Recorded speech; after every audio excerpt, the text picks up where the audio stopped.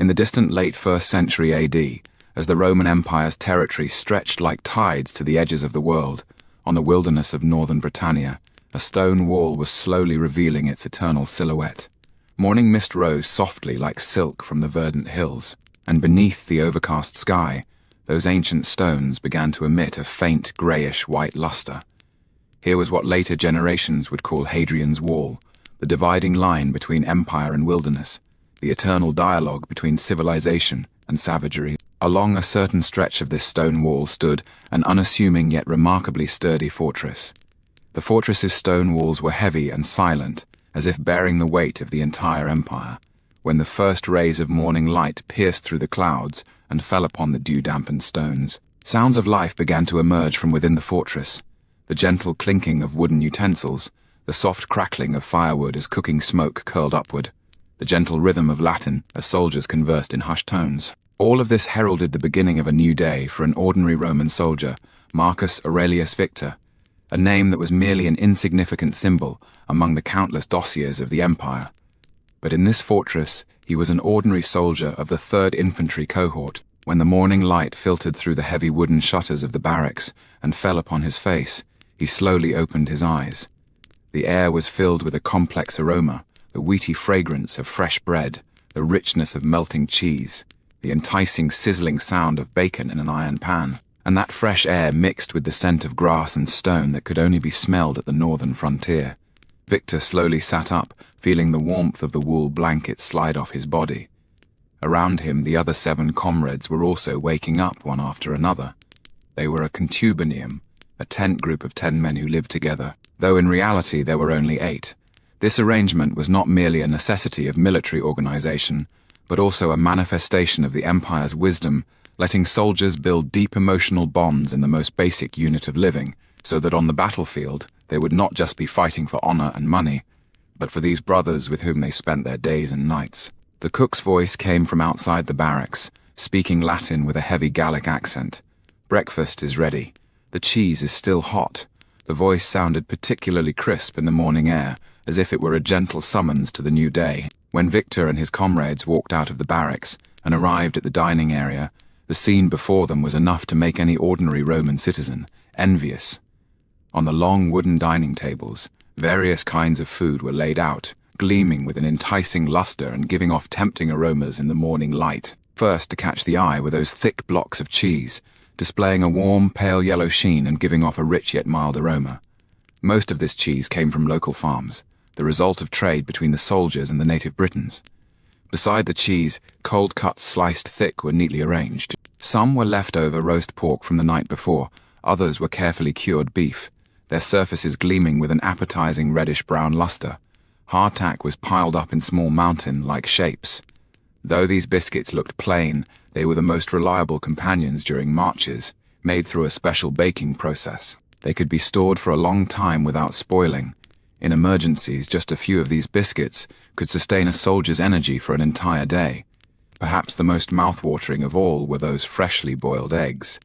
They were carefully placed in wooden bowls, with the whites set just right, while the yolks still maintained a semi-runny state.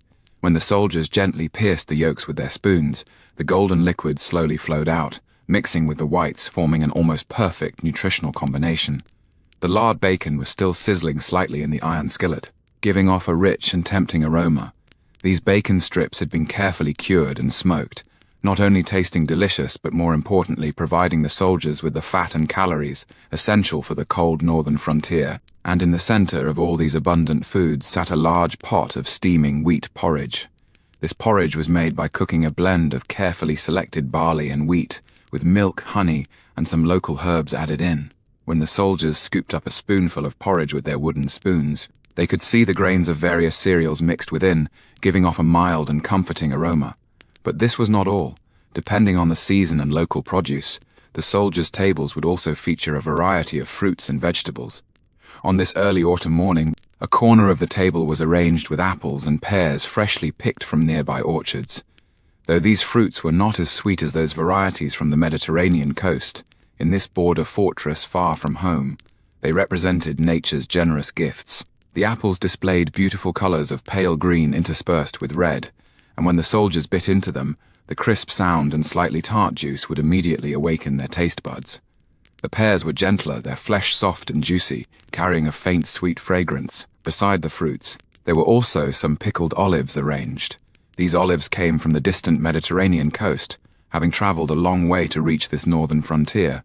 Each olive carried the taste of home, and when the soldiers savored them, they seemed to feel the comfort of the Mediterranean's warm sunshine. The variety of vegetables was also quite rich. There were radishes freshly dug from the vegetable garden, their surfaces still carrying the fragrance of earth. There were chickpeas cooked until soft, giving off a faint nutty aroma, and there was shredded Napa cabbage, simply seasoned with vinegar and salt, making for a refreshing appetizer. Beyond food, beverages were equally rich and diverse. For these soldiers from every corner of the empire, drinks were not merely tools to quench thirst, but also bonds connecting them to memories of home. Especially for those auxiliary soldiers from the Gallic and Germanic borders. This beer was brewed from local barley, and though not as refined as wine, it had a rustic and comforting taste. When soldiers raised their clay cups and tasted this amber liquid, they could feel the grain aroma contained within and the gentle warmth of alcohol. For citizen soldiers of higher birth, sour wine was the more popular choice.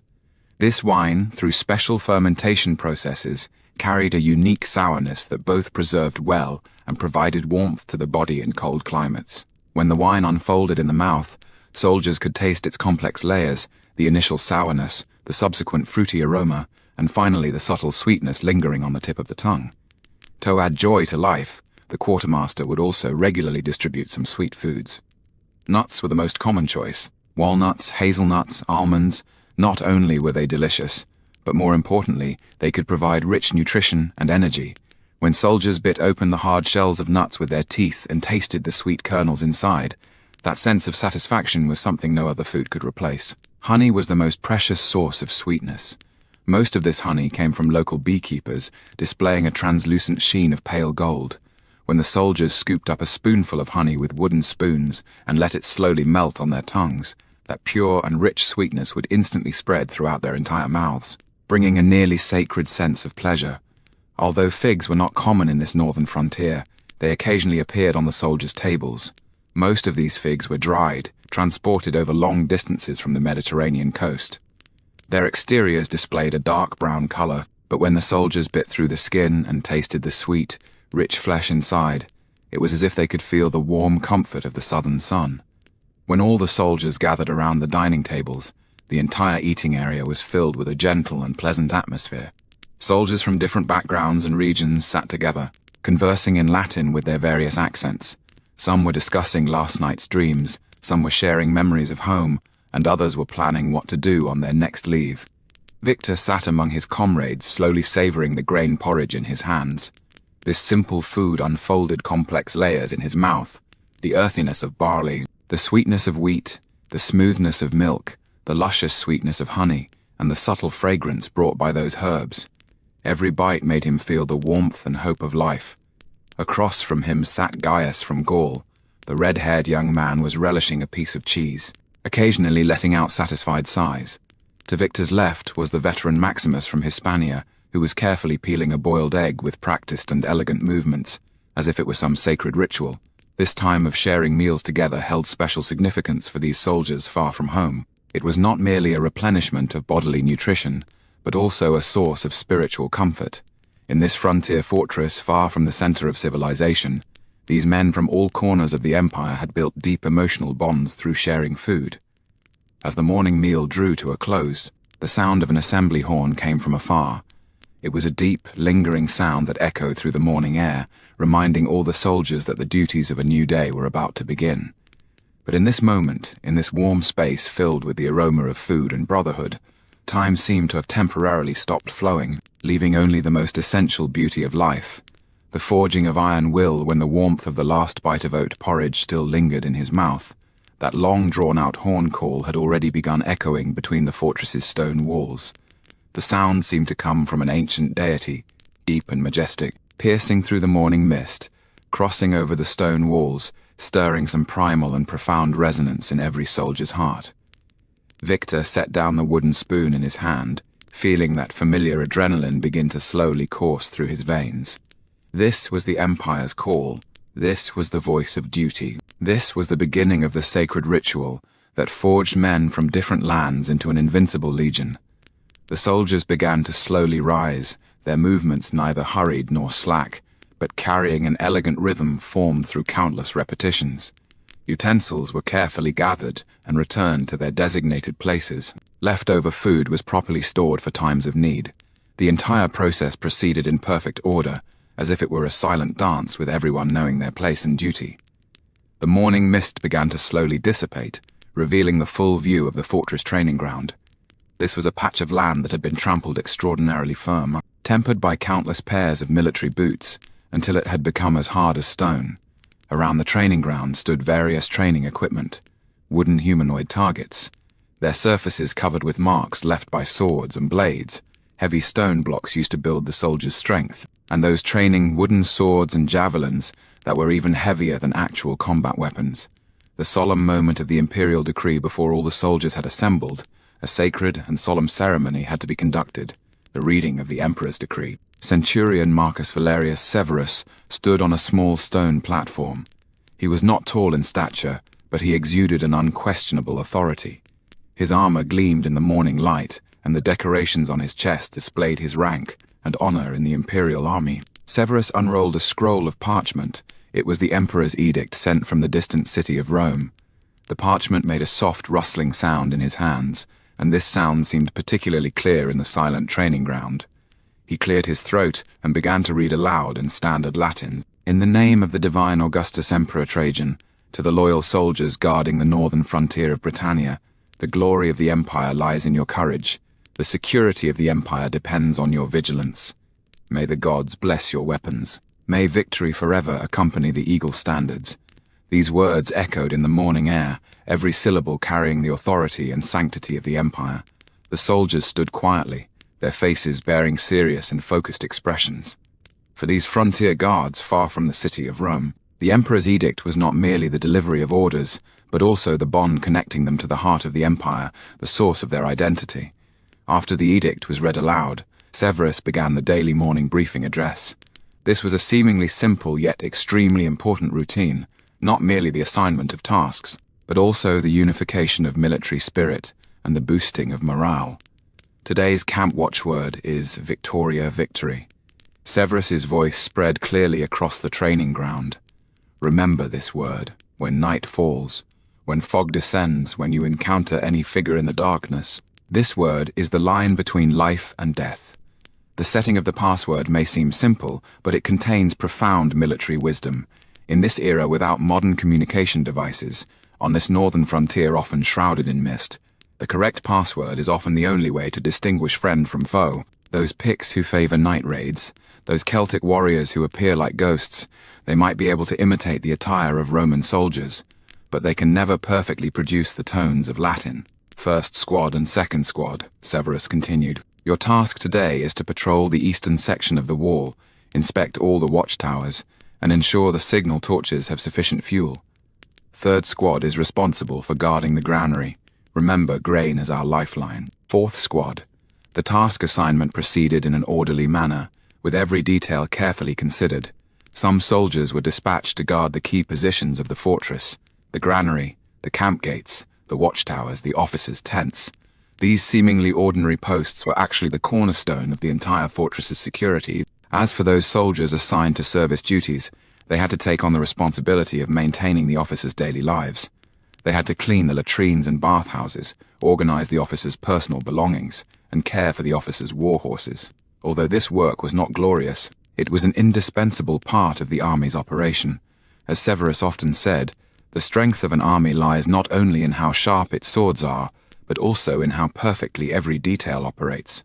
Once the tasks were assigned, the remaining soldiers would begin the most grueling yet most important training of the day, cross-country long-distance running. This was not merely physical exercise, but a tempering of willpower, a sacred ritual that transformed ordinary people into warriors.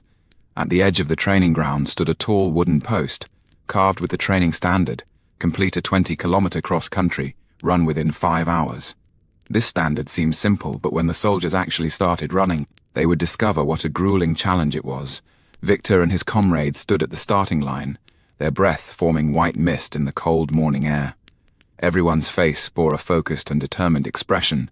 They knew the next few hours would be a complete test of their bodies and wills.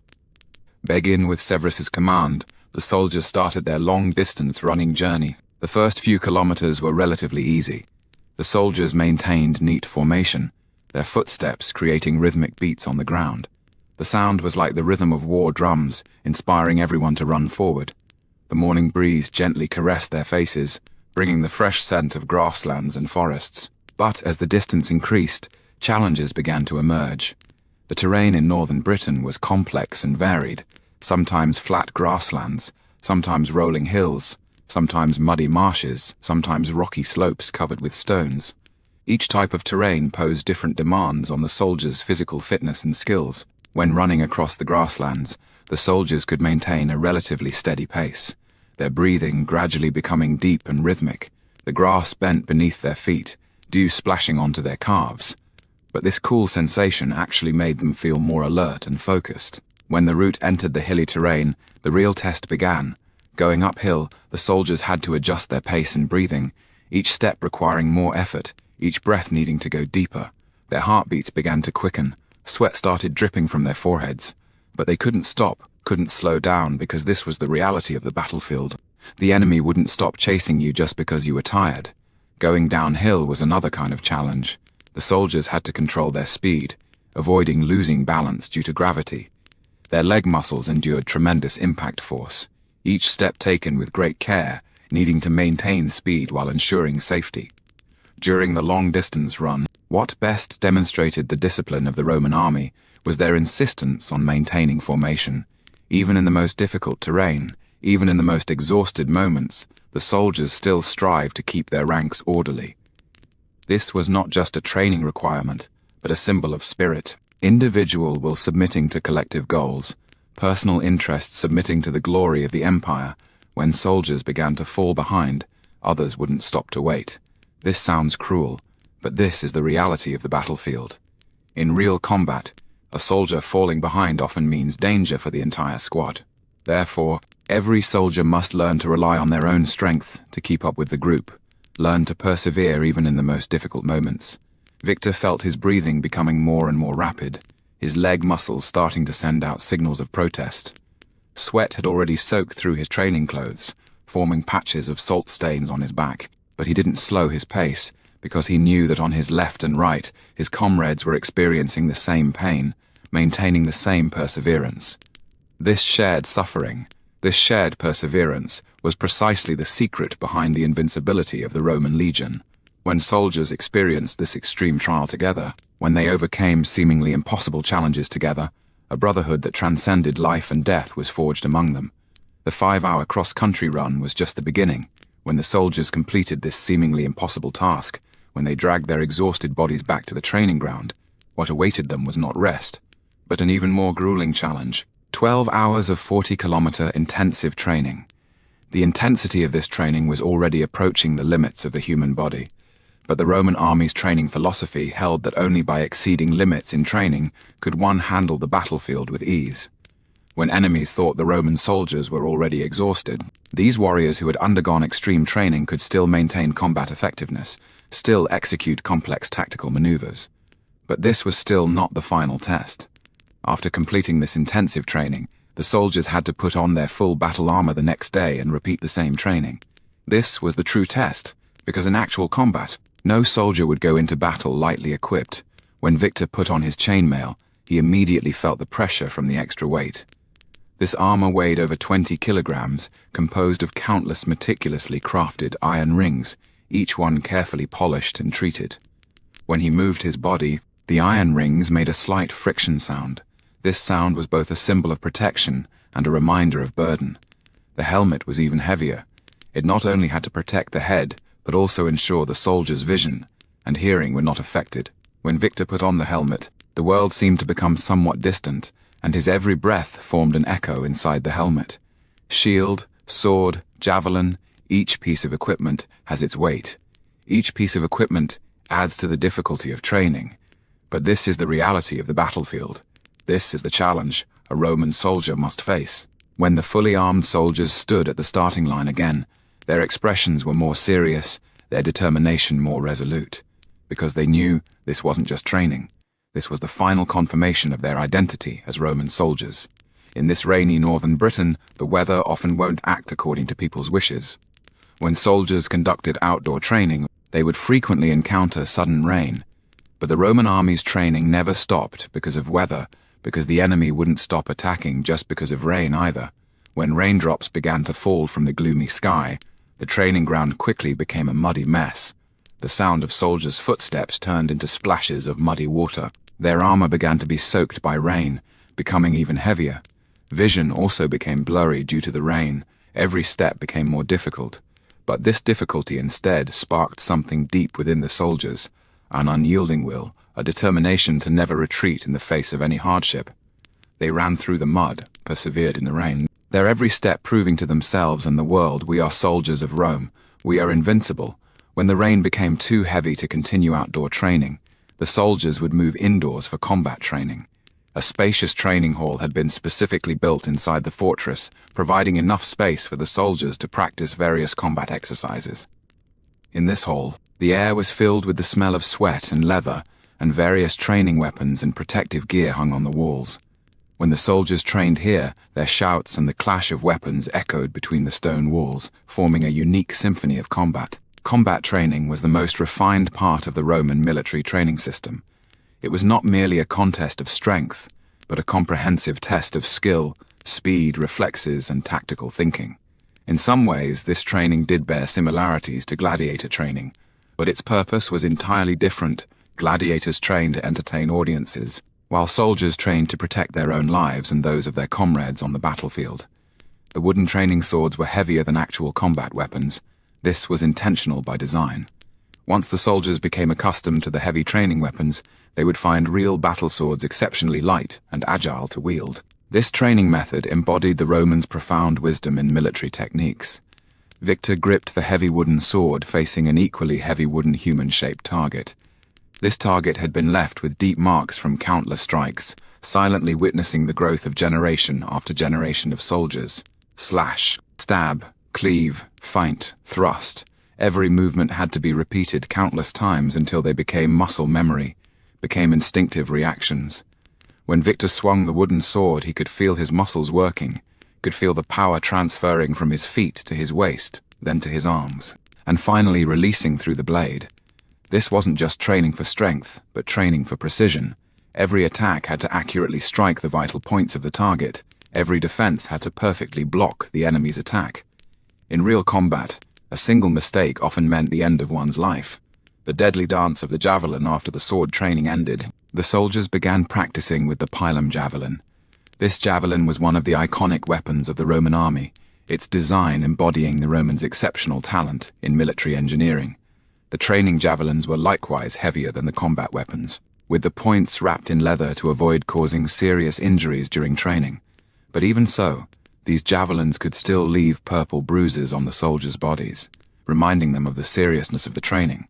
The soldiers split into two groups for paired practice. This training method both honed throwing accuracy and trained the skills of dodging and catching javelins. In real combat, an excellent soldier not only had to be able to throw javelins accurately, but also had to be able to nimbly dodge enemy projectile weapons. Victor stood at the throwing line, feeling the weight and balance of the javelin in his hand. He took a deep breath, adjusted his posture, then hurled the javelin forcefully toward the target on the opposite side. The javelin traced a graceful arc through the air, ultimately striking the center of the target with precision.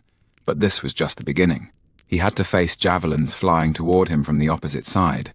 He had to judge the javelin's trajectory in an instant and make the correct evasive move.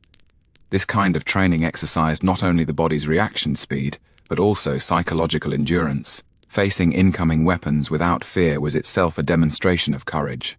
Throughout all these training exercises, one principle that Roman officers always emphasized was soldiers should maintain a proportionate and agile physique, rather than pursuing overly developed muscles. This philosophy reflected the Romans' profound understanding of the art of combat. Although overly developed muscles might look imposing, they could actually become a burden in real combat. When soldiers performed intense combat movements while wearing heavy armor, Excessively bulky muscles would limit their flexibility and could even cause friction between the armor and body, leaving painful marks on the skin. Therefore, the Roman training system placed greater emphasis on cultivating soldiers' endurance, speed, flexibility, and coordination. This comprehensive and balanced physical conditioning enabled Roman soldiers to maintain an advantage in various complex combat environments. Agility training includes various complex movements, quickly mounting a horse while carrying weapons, team cooperation in weaving rope ladders, crossing trenches, diving and swimming. Each training has its specific purpose, and each skill could save a soldier's life in future battles. When Victor practiced the mounting movement, he had to leap onto the horse's back quickly and gracefully while keeping his weapon and shield. This seemingly simple movement actually requires precise timing and perfect body coordination. On the battlefield, being able to mount quickly often means the difference between life and death. Training in personal martial skills is just the foundation. True combat power comes from team cooperation. Therefore, after completing personal skill training, soldiers had to undergo more complex team training. The core of this training is to enable each soldier to accurately know their position in the team and how to coordinate actions with their comrades. In the tactical system of the Roman legion, although individual bravery is important, team coordination is the key to victory. Soldiers had to practice various formation changes, switching from marching formation, from defensive formation to offensive formation, from tight formation to dispersed formation. Each change required soldiers to make the correct response in an instant and move to the correct position. When the formation changed, soldiers who fell behind had to learn how to quickly catch up with their comrades without affecting the entire unit's movement. This training exercised not only physical speed, but also mental adaptability, staying calm in chaos, and making correct judgments under pressure. More complex training involves simulating reorganization after defeat. When a unit suffered heavy casualties in battle, the surviving soldiers had to be able to quickly pass through the ranks of reinforcing units and reorganize into an effective fighting force without disrupting the reinforcement's formation. This training demonstrated the high level of organization and flexibility of the Roman military system. Maintaining formation on broken terrain was another important training exercise. The terrain in northern Britain was complex and varied, and soldiers had to learn to maintain effective combat formations under all kinds of difficult terrain conditions. This required not only individual skill, but also seamless coordination of the entire team. When the training horn sounded again, it marked the end of the day's grueling training. The soldiers dragged their tired but fulfilled bodies, slowly walking toward the weapon racks, carefully placing their training weapons back in their original positions. Though their faces were etched with fatigue, their eyes gleamed with satisfaction and pride, for they knew that through such training, they were not merely ordinary soldiers. They were part of the Roman legion. They were the embodiment of the empire's iron will.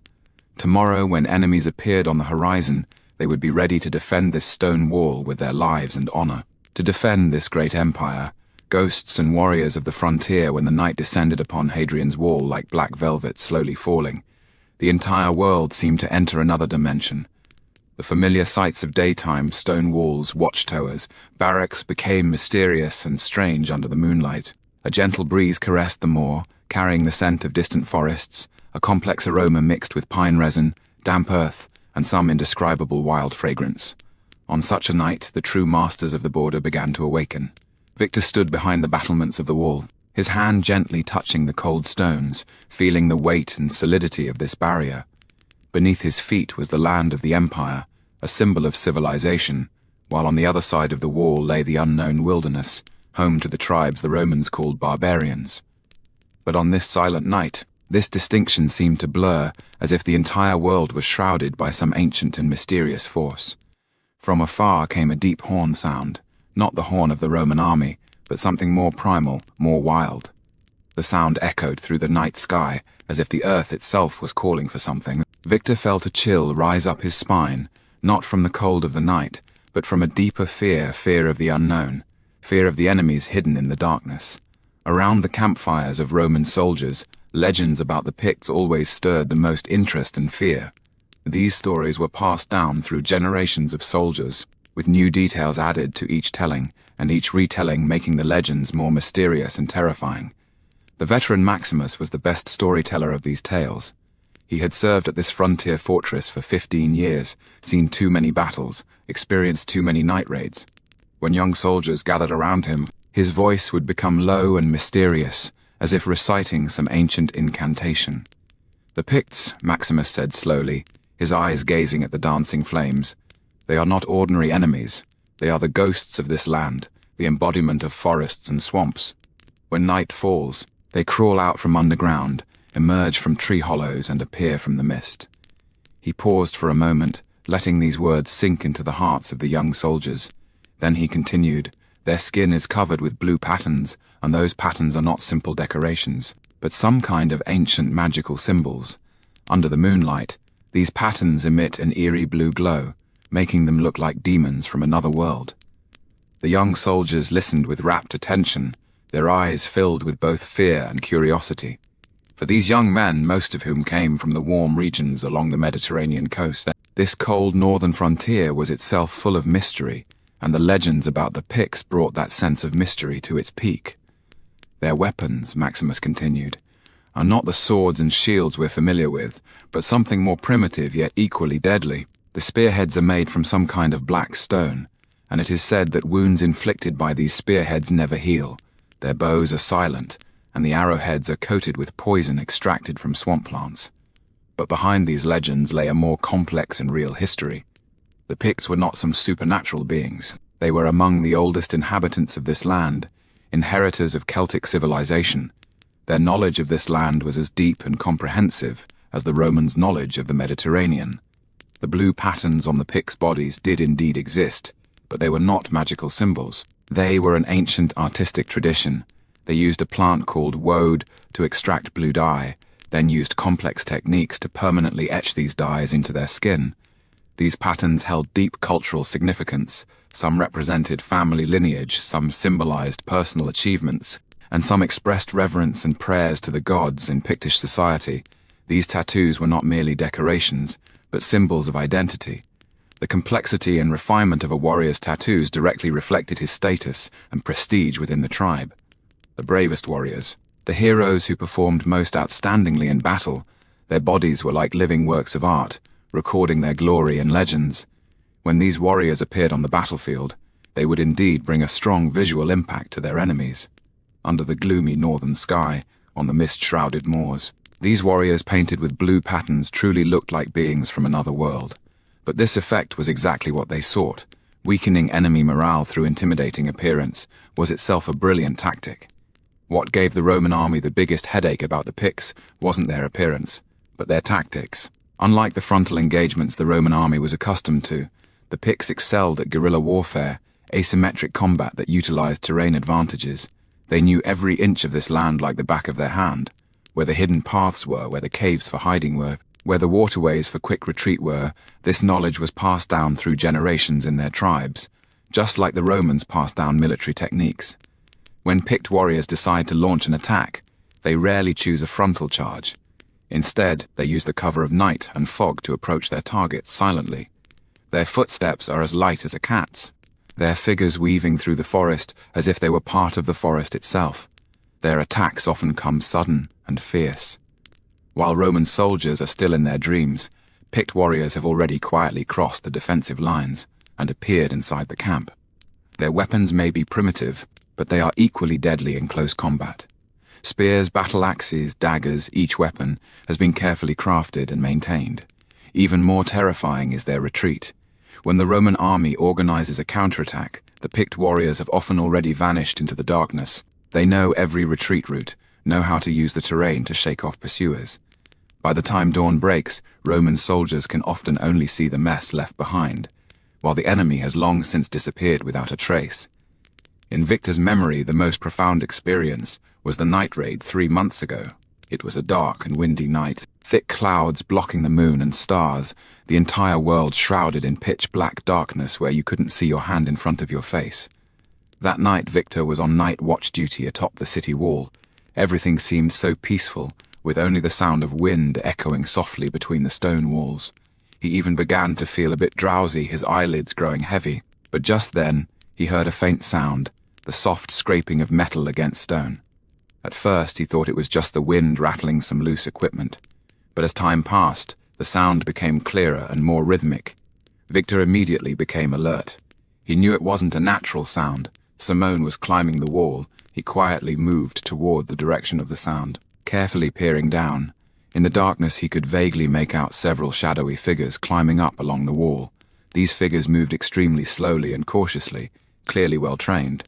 Victor knew he had to sound the alarm immediately, but he also knew that once he made a sound, these climbers would act at once, either speeding up their climb or retreating immediately. In this situation, the best strategy was to wait until they climbed higher, then take them all out in one strike. But things didn't go as he expected. Just as he was about to sound the alarm, intense sounds of battle suddenly erupted from the other side of the wall. Clearly these climbers were just a diversion. The real main force had already breached the defenses elsewhere. The next few hours were the most chaotic and terrifying experience of Victor's military career. The picked warriors moved through the fortress like ghosts, their attacks sudden and deadly. In the darkness it was hard to tell friend from foe, and every shadow could be hiding danger. Victor remembered that when he and his comrades were trying to organize a defense, a picked warrior suddenly leaped out from the shadows. In the dim firelight, Victor saw the intricate blue patterns on the warrior's body, saw the wildness and determination in his eyes. At that moment, time seemed to stop. Two warriors from different civilizations standing face to face, ready for a fight to the death. That battle lasted only a few minutes, but to Victor, it felt like an eternity. The spear in the picked warrior's hands was indeed as deadly as the legends said. The spearhead wasn't made of some mysterious black stone, but it was carefully forged bronze, sharp enough to pierce through Roman chainmail. When the battle began, the picked warrior took the offensive. His spear struck toward Victor's chest like a viper, so fast it was almost impossible to see. Victor instinctively raised his shield to block, relying on years of training, and the spearhead scraped sparks against the iron rim of the shield. But the picked warrior didn't pause after missing his strike. He immediately adjusted his attack angle, redirecting the spearhead toward Victor's legs. This continuous assault tactic demonstrated the picked warrior's superb combat skills. Though they hadn't received formal Roman-style military training, the experience accumulated in actual combat was equally valuable. Victor realized that if he continued defending passively, his opponent would soon find an opening. So he began to counterattack, slamming his shield violently into the picked warrior, trying to disrupt his attack rhythm. At the same time, his short sword thrust out from the side of the shield, targeting his opponent's ribs. This combined shield and sword tactic was a classic technique of the Roman army, tested in countless battles. But the picked warrior was clearly familiar with this tactic as well. He nimbly leaped backward, dodging Victor's attack, then immediately counterattacked with the butt end of his spear, aiming for Victor's head. The battle took place in a confined space where every attack could be lethal and every defense had to be just right. Both warriors were searching for openings in each other's guard, both waiting for that decisive moment. Behind this personal combat was actually a clash between two completely different civilizations. Victor represented the Roman Empire's military tradition, strict discipline, advanced technology, and organized structure. His every movement had been carefully trained, and his every piece of equipment reflected the Empire's industrial capability. The picked warrior represented another tradition, ancient, wild, living in harmony with nature. His combat skills came from experience passed down through generations. His weapons were simple but equally effective. His tactics were primitive but full of wisdom. When two civilizations met on the battlefield, what emerged was not just a clash of force, but a collision of values. The Romans believed they represented civilization and progress, while the Picts believed they were defending their ancestors' land and traditional way of life. On that dark night, in that cramped fighting space, this grand historical conflict was condensed into a life and death struggle between two warriors. Every clash of sword and spear was a dialogue between two civilizations. Every drop of blood shed bore witness to the march of history. Just as the battle reached its most intense moment, an unexpected situation changed everything. The fortress's main force had finally organized an effective counterattack, and the Picts' raid began to lose its advantage. From the distance came the sound of a retreat horn, a signal unique to the Picts. Upon hearing this signal, the Pict warrior fighting Victor immediately changed his tactics. He no longer sought to defeat Victor, but began looking for an opportunity to retreat. This tactical shift demonstrated the Pict warriors' high level of discipline and tactical proficiency. They knew when to fight and when to retreat. The Pict warrior leaped backward, opening up distance from Victor. Then he did something that Victor would never forget for the rest of his life. He struck the ground 3 times with his spear, producing a crisp sound. This was not an attack, nor a threat, but some kind of ritualistic gesture. In Pict tradition, this striking represented respect for a brave opponent. Although they were enemies, although they had just fought a life-and-death battle, the Pict warrior still acknowledged Victor's courage and skill.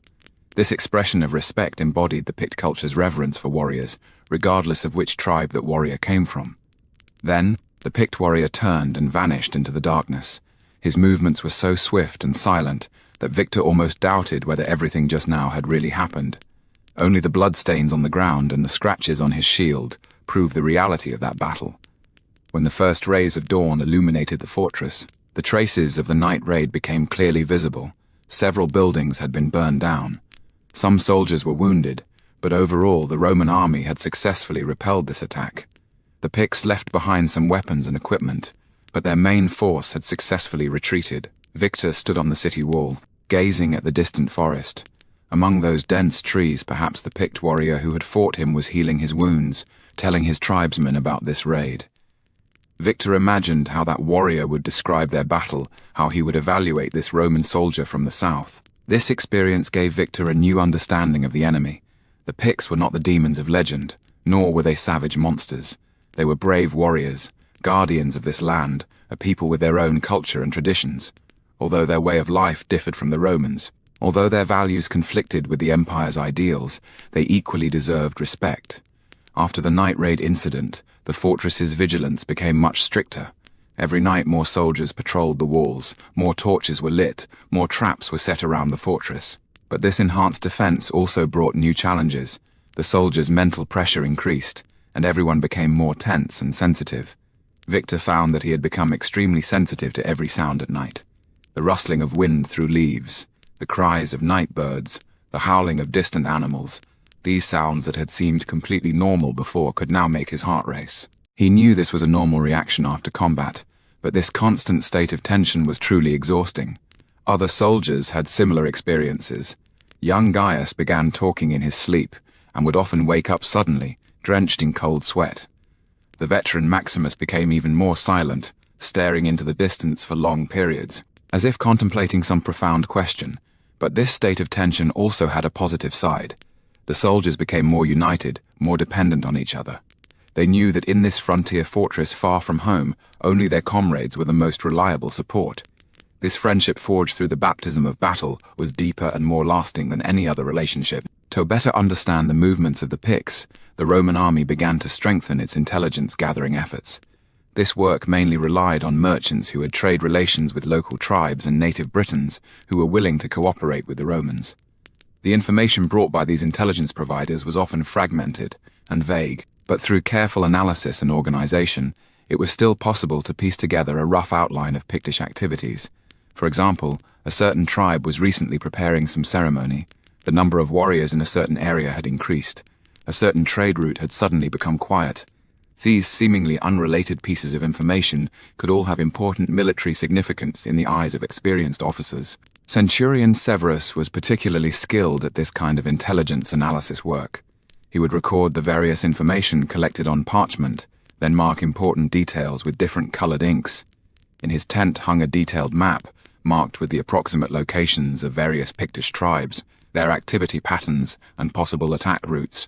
Know your enemy, Severus often told his subordinates, not just their weapons and tactics, but more importantly, their way of thinking and cultural background. Only then can we predict their actions and formulate effective countermeasures.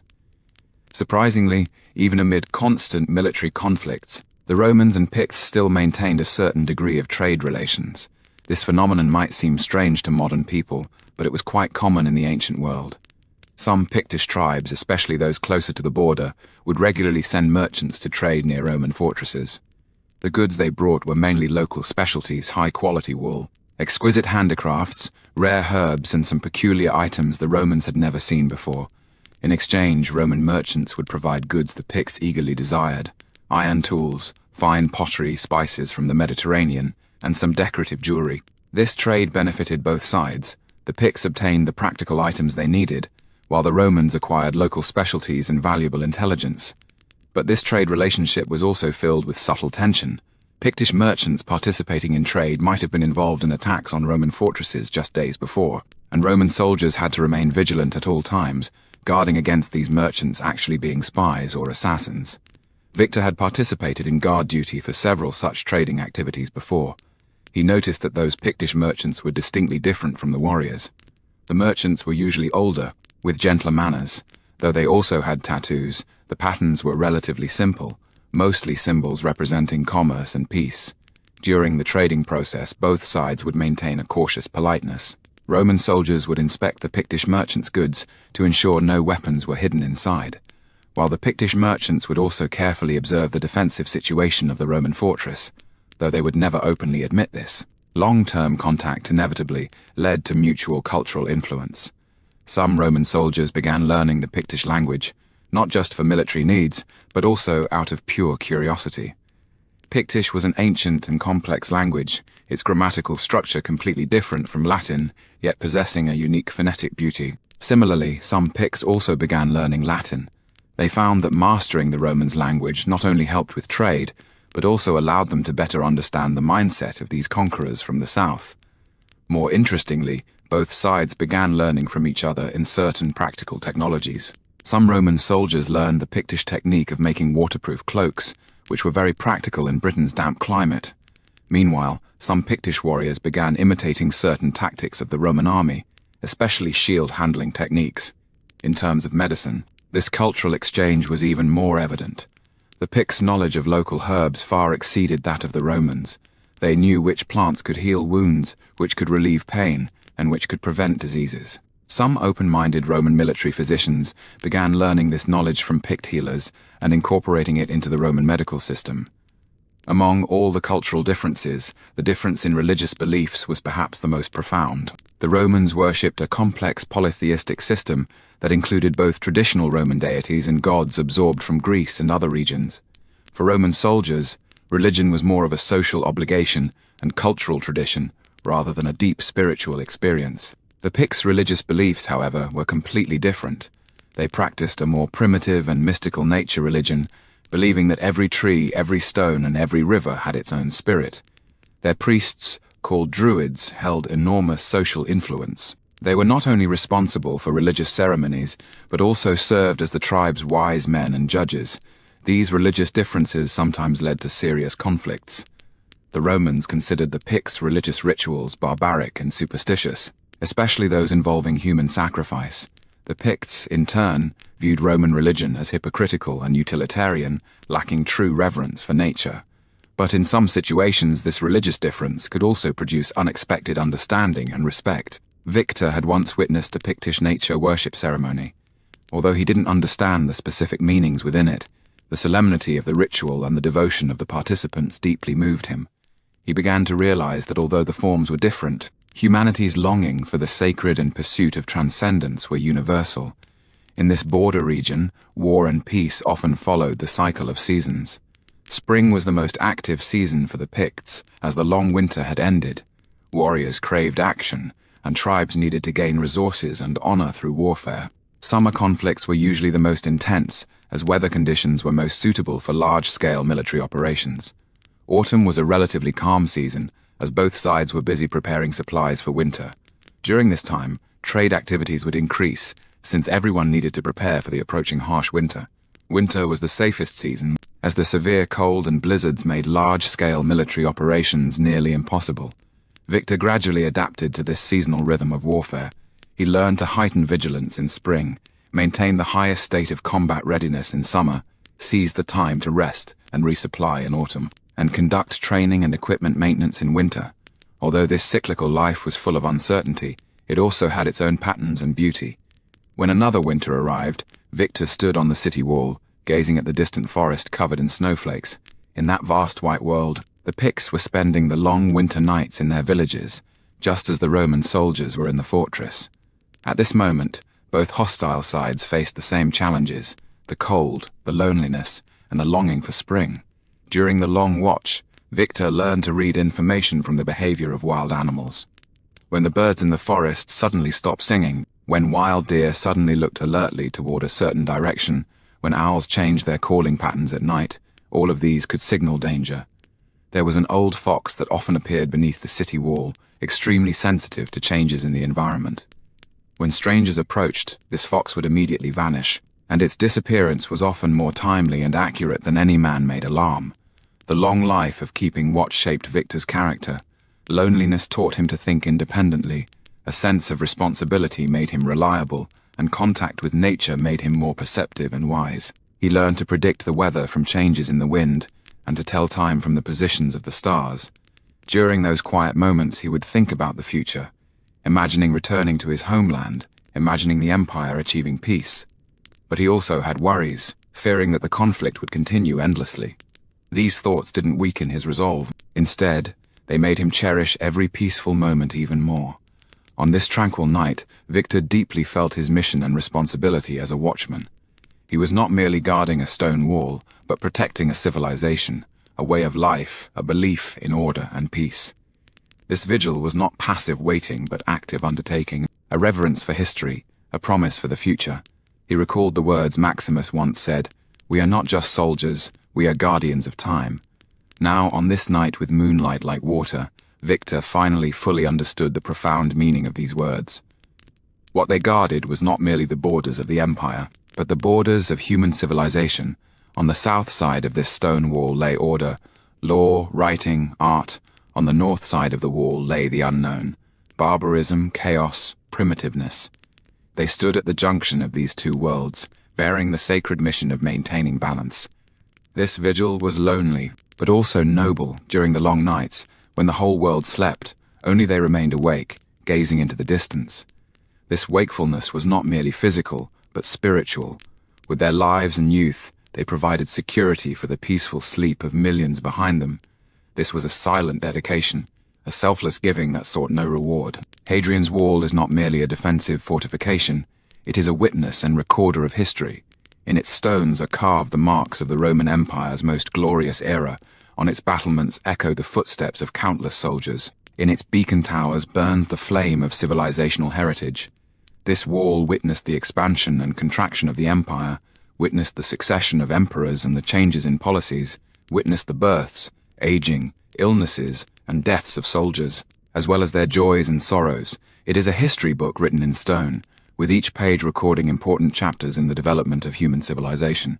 From the day Emperor Hadrian ordered its construction, it was destined to become part of history, an object of study and remembrance for future generations. Every soldier who served on this wall became a participant and creator of this history.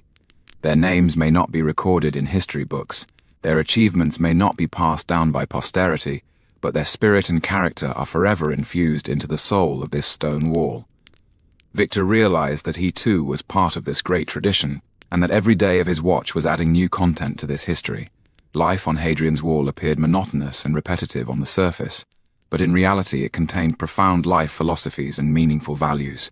This frontier life taught soldiers what perseverance was, what responsibility was, what sacrifice was, and what honor was. Every soldier who served here underwent a transformation from inexperience to maturity. They learned to find inner peace in solitude, learned to discover the beauty of life in monotony, learned to maintain a strong will in hardship. Although this life was tough, it shaped the soldiers' resilient character, cultivated their loyalty to the collective and their dedication to the mission. Border life was also a form of spiritual cultivation. Here, far from the noise and temptations of the city, soldiers had more time to contemplate the meaning and value of life. They learned to cherish simple joys, learned to find the extraordinary in the ordinary, learned to feel the beauty of the world with a purer heart. This spiritual growth and elevation was a precious treasure that no material wealth could replace. The torch of civilization's legacy, Hadrian's Wall, was not merely a military defensive line. It was a symbol and carrier of civilization's legacy. Here, Roman law, language, technology, and art were spread and developed. Here, different cultures engaged in exchange and integration. Here, the torch of human civilization was passed on and continued. Every soldier who served on the wall was a participant and promoter of this civilization's legacy. They were not merely carrying out military duties, but also fulfilling a cultural mission. Through their daily lives and work, Roman civilizational ideals were put into practice and embodied. Through their contact and exchanges with local inhabitants, Bridges of understanding and friendship were built between different cultures. Victor deeply felt the importance and sacredness of this inheritance of civilization. He realized that he was not just a soldier, but also a spreader of culture, a guardian of civilization. His every action, every choice, was contributing his own strength to this legacy. This realization filled him with deeper respect and a stronger sense of responsibility for his work. On this night, with moonlight flowing like water, Victor felt the profound dialogue between individual life and eternal history. As an ordinary soldier, his life was brief, his existence was insignificant, but as a guardian of this eternal wall, his spirit was immortal, his value was immense. This dialogue made him understand that the true meaning of life lies not in its length, but in its depth, not in personal gains and losses, but in contributions to the whole. Every soldier who served on this wall, through their dedication and sacrifice, contributed to the development and continuation of human civilization. Their names might be forgotten, but their spirit would exist forever. The moonlight continued to fall on the ancient stone wall. Time continued to flow in the long river of history. Hadrian's Wall still stood quietly there, continuing its eternal watch, and Victor, this young soldier from a distant homeland, would also continue his mission until the last moment of his life.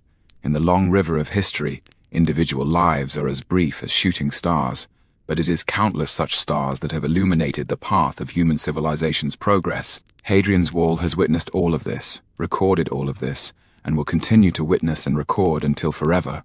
When the first rays of dawn once again illuminated this ancient stone wall, a new day began, a new watch began. Victor knew that no matter how time passes, no matter how the world changes, this wall would continue its mission, continue its watch. And these watchmen, though they will eventually grow old, eventually leave, their spirit will forever merge into the soul of this stone wall, becoming the source of its eternal strength, from individual soldiers to imperial civilization, from fleeting lives to eternal legacy. This is the most profound meaning of Hadrian's Wall, and also the most sublime embodiment of human civilization. On this eternal wall, every watchman is a creator of history, every watch is a contribution to civilization, every act of perseverance is a promise to the future.